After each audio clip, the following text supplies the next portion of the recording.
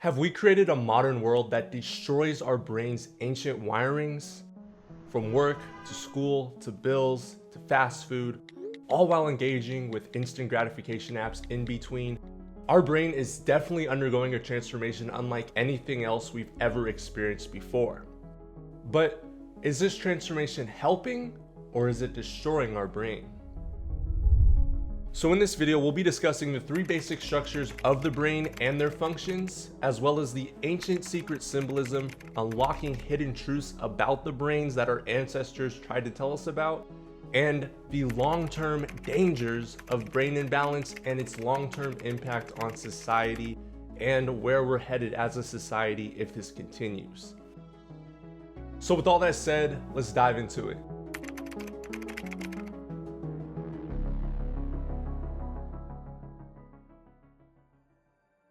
We are a reflection of the universe itself, meaning accurate knowledge of ourself is accurate knowledge of the universe. And that's really what's the key for us to stepping into higher consciousness as a collective.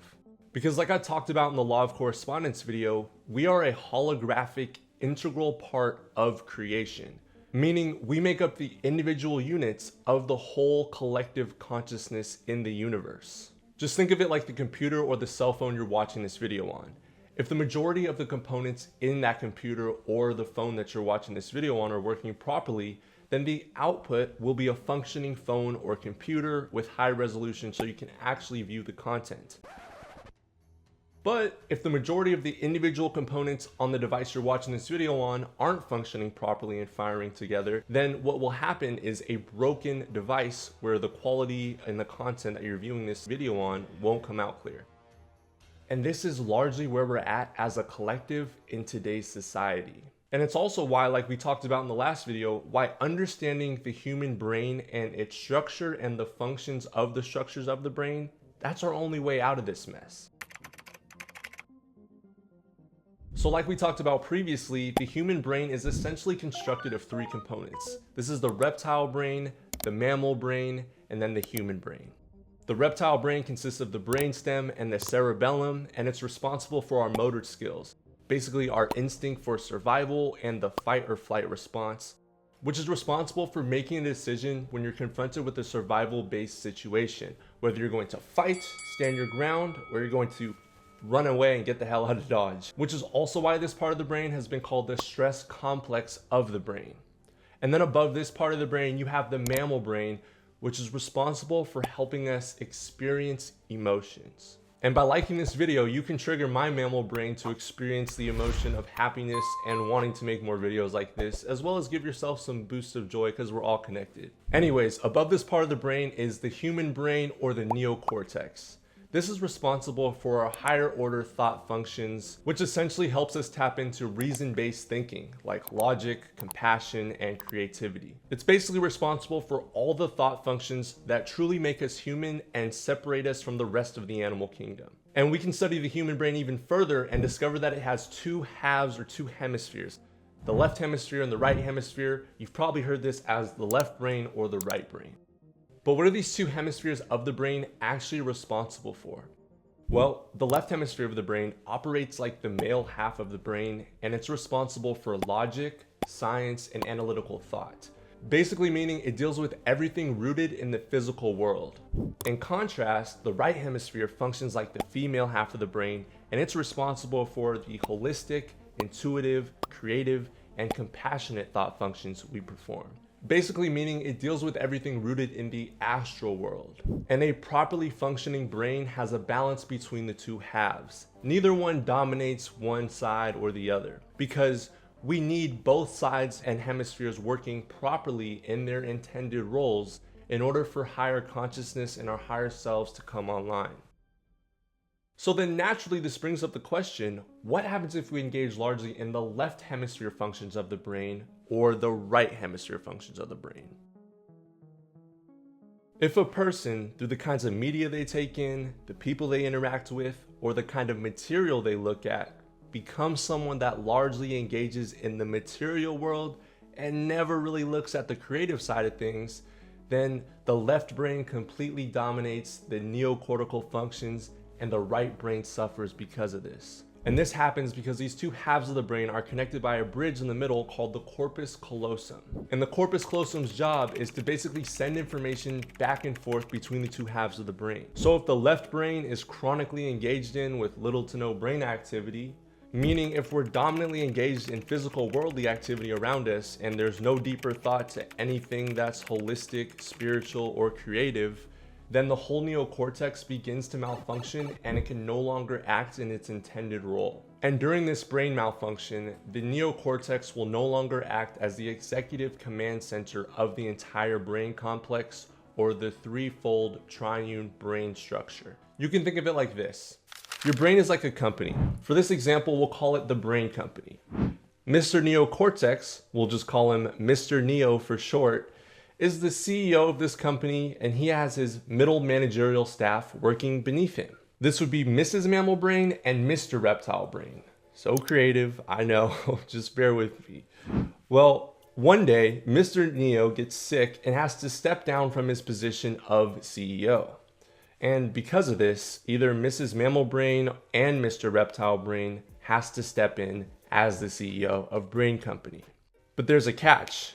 Mrs. Mammal Brain and Mr. Reptile Brain are not as advanced and qualified to take over as CEO since they're only middle managers. But for this example, we'll just say that Mr. Neo had to step down from his CEO position because he went into a left brain imbalance, which basically means that the left hemisphere becomes completely dominant over the right brain hemisphere. And in turn, this leads to Mrs. Mammal Brain, or the emotional brain, shutting down the chemicals that's needed for the brain company to experience emotions, thus leading the person with this brain imbalance to largely become emotionless. And ultimately, because of this, the brain company becomes ruled by Mr. Reptile Brain. And this is one of the biggest problems we're faced with in the modern world. Most people in today's society have an imbalance to the left brain hemisphere. The emotional, nurturing, and creative side of the brain is largely dead. On the flip side, we'll say that Mr. Neo had to step down from his CEO position because he went into a right brain imbalance. Meaning Mr. Neo chronically lives in the spiritual, nurturing, and feminine thought functions and never really engages in the physical reality of life. He's just constantly sort of living in a high state of mind, never really engaging in the physical world and in the spiritual realm, meditating.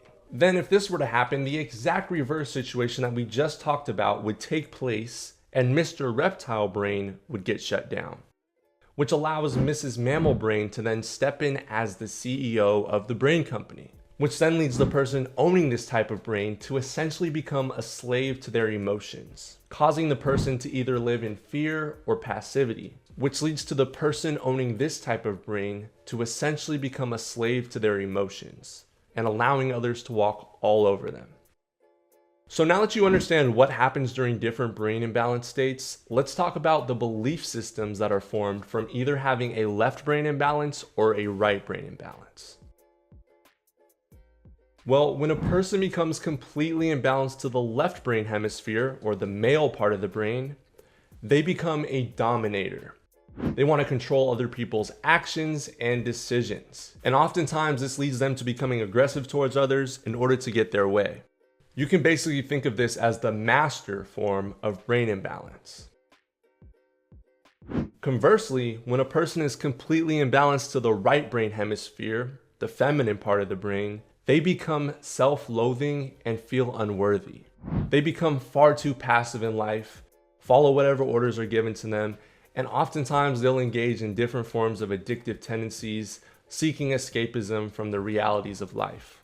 And you can think of this as the slave form of brain imbalance. Okay, so we've talked a lot about brain imbalances, but what exactly is a balanced brain? It's when the human neocortex, or Mr. Neo, the higher order thought center of the brain, acts in its proper role as the executive command center or the CEO of the whole brain complex. Meaning the person isn't a slave to their emotions, and they're not in a total stress mode of fight or flight response looking to control other people. In short, This person isn't a master of others or a slave to others. They're a master of themselves. They've achieved self-ownership. In other words, this person isn't divided amongst themselves anymore. As they think, so they feel, and then so they act in the real world in unison. And the three modalities of consciousness come into harmony with each other, and the third eye, or the pineal gland, which is exactly in the center of the head, becomes activated and then awakens our higher state of awareness about what is happening not just within us, but also what's happening around us, which then allows us to have true discernment. There's a couple symbols associated with different levels of consciousness that we've had for thousands of years. One of them is the male aspect of consciousness. This is called the yang energy. And the symbol that was used to describe this modality of consciousness was the blade.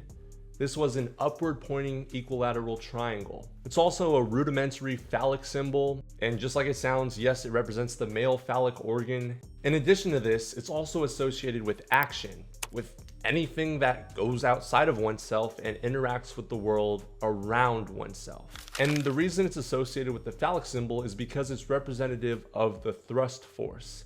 It's the force through which we project outward to others around us. Basically, how we show our actions in the physical world. This symbol's also associated with the left brain hemisphere. Alternatively, if we reverse this symbol, the inverted triangle is a symbolic womb. It's also known as the chalice in some ancient traditions. And this is associated with the sacred feminine energy, yin energy, or our emotions, and the right brain hemisphere. This is the part of consciousness that looks inward. As you can see, the tip of the triangle, it's pointing downwards, focusing on our internal aspect of consciousness. And when we bring these two polarities together, we unite the masculine, the feminine, the yin, and the yang, we have a very recognizable symbol in many different cultures throughout the world. And it's largely used to show archetypally that one has a balanced brain. Both the male and female aspects of their consciousness is interlocked. One isn't dominating on top of the other one. It's the coming together of the chalice and the blade. The symbol's also been known as the Seal of Solomon because the male side of the brain is representative of the active solar and yang energies. The action and outward pushing energies is associated with the sun and daytime, how light gets projected off of the sun down to earth and onto the moon during different moon phases. The word for the sun is soul, like solar energy. And then we have the lunar consciousness, or the sacred feminine consciousness. This is the moon energy, or the right brain. And when the two come together, then you have the chemical wedding and the state of awakening of the pineal gland. And it's also called the chemical wedding because the chemical and the electrical activity of the human brain is functioning in wholeness and harmony. You often hear about in different traditions building Solomon's temple. Well, let's break down what Solomon means. Sol is sun, O, and then moon, mon, or moon. The O in the center represents the pineal gland, or the wholeness and the completion of coming online to full consciousness and being activated by joining the left and the right brain hemispheres together. So even the ancients have been symbolically trying to tell us for thousands of years the power of unlocking our brain in order to come on to higher consciousness as humanity. Yet, we as a species do some pretty destructive and damaging things to this gift we've been given. We abuse substances in order to escape. We slam our heads together to score a touchdown. And we punch and kick our heads in for a knockout. We have this one brain, this one gift during this lifetime, yet so many of us decide to abuse it. And sadly, the majority of people are unknowingly living in one of these brain imbalances or the other. And it's not even necessarily their fault. You see, we've been trained by special interest groups and social engineers to remain in one brain imbalance or the other, never truly learning and mastering how to stand between these two pillars of consciousness. Because an unknowing slave is the best kind of slave. But as we continue to learn about the brain and human consciousness and how to unlock what was taken from us, we can not only just help ourselves become free, but we can help those around us to unlock their higher, best versions of who they were meant to be and why they manifested in this reality. And in the next video in this series, we'll be talking about what worldwide ideologies come from having a left and a right brain imbalance, and some of the solutions we can implement in order to unlock our true higher consciousness. So with all that said, I hope you guys enjoyed today's video. If you did, please consider tapping the like button, tapping the subscribe button for more content like this, and I'll see you guys next week. Have a fantastic day.